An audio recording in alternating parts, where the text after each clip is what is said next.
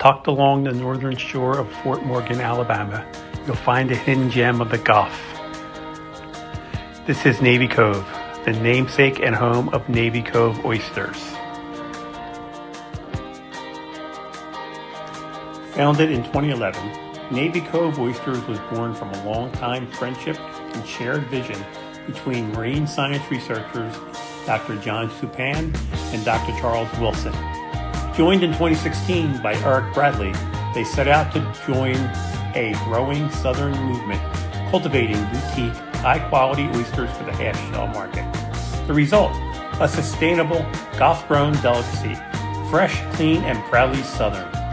Navy Cove Oysters, where science meets tradition and flavor meets the Gulf.